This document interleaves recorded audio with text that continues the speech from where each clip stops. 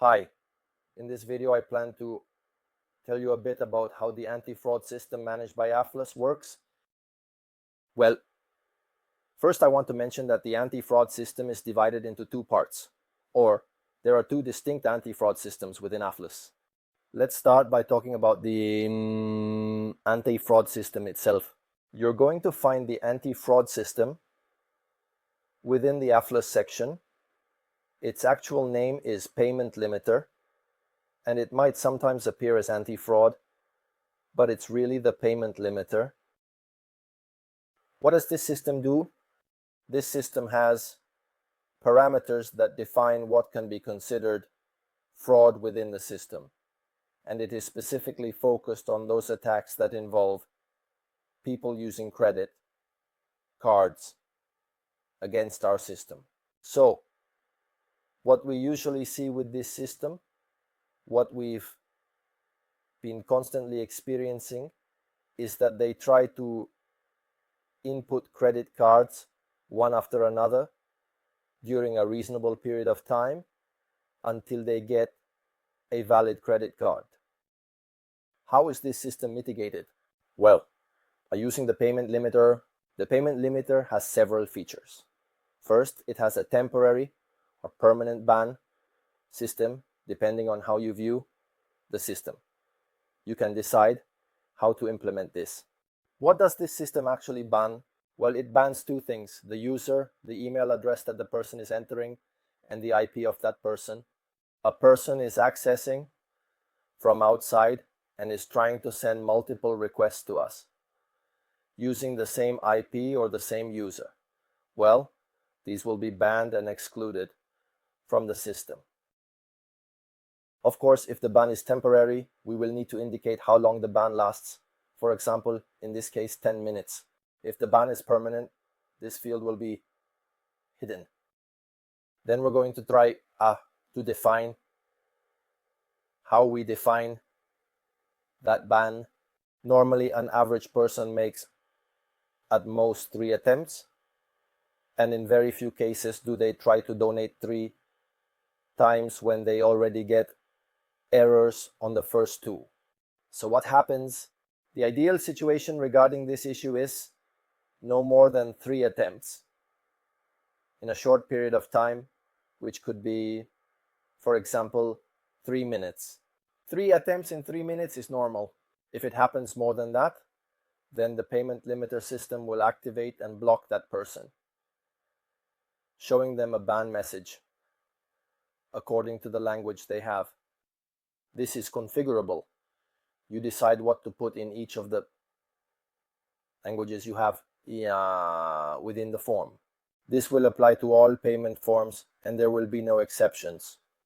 The only thing you're going to see on this side is if users are being banned via email. You'll see them here, and you'll be able to unban them in case there's a false positive or something like that.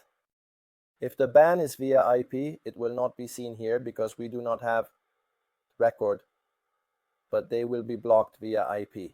Normally, this is a very commonly used payment limiter system, and it works quite well, especially when they either do it manually or through scripts, which is much more common, trying these target rows. On the other hand, we have another system, which is the form restriction. This system was created with the intention that there are times when attackers hide their IPs, either by masking them or by generating scripts that allow them to conceal, search for, or even display local IPs or other elements. What does this system do? This system goes a little further, he says, proposing 3 levels of security using various intentions. The first thing is that I start generating a CAPTCHA that is generated through the back end. It's not necessary to do it through the front end, which starts to limit the use of the system and the consumption of our API through the system. This provides much more security than the previous form because it prevents any request through the system that doesn't come with a CAPTCHA, for example. Then there's a level, which is the suspension of the form. The form is temporarily deactivated, especially due to very constant request submissions. So the form is restricted for 3 minutes, preventing more requests of this kind from coming in. And finally, the total suspension of the form. The total suspension of the form is done in the last step, and of course, at each of these steps, the owner of the organization will receive an email informing them that one of their forms has entered this system. Each form is separate. All of this is managed through backend requests. So it doesn't matter if they target the backend endpoints directly or if they use the form. They will be banned in either case and stopped in either case. Just like the payment limiter, these also have parameters for configuring them.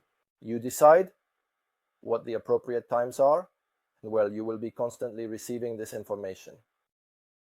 What is important at this point, especially guarding the form restriction system, and the form restriction system will constantly be monitoring this process, so it's necessary for someone to keep an eye on the emails that come to the person and activate the forms, if needed, to see what might be happening, check for possible false positives, and adjust the parameters if necessary. And these are the anti-fraud systems of Afrus.